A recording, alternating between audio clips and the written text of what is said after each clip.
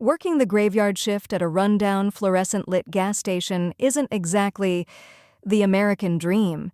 It's 3 a.m., and the silence is usually so loud, it itches. To stay sane, I've spent the last 6 months listening to this obscure indie singer named Maya. Her voice, it's raw, it's honest, and it's the only thing that kept me from, well, hitting the wall during my own dark nights. Last Tuesday, the bell above the door chimed. A girl walked in, hood pulled low, soaking wet from the rain. She looked hollow, like she was already a ghost. She didn't look at the snacks or the coffee.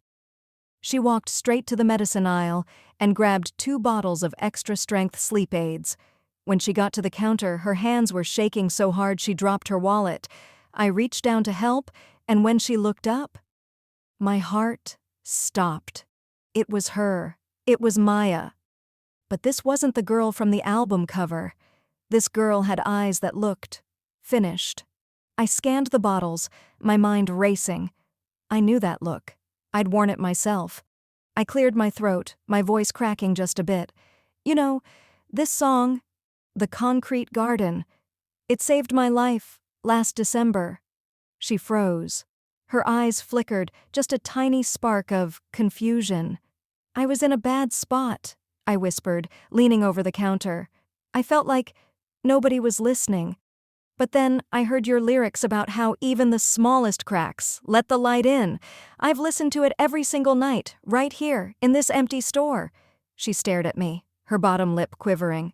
People are mean online, she whispered, her voice barely a thread. They told me my music was worthless, that I was worthless.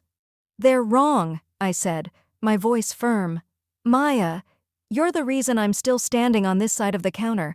Please, don't let them be right. The silence stretched for a long, heavy minute.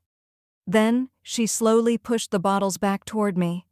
She didn't say a word, she just exhaled, like she was finally breathing for the first time in weeks. She left the store without the pills, but she left with something else. A reason to see the sunrise. And for the first time in a long time, I didn't mind the silence anymore.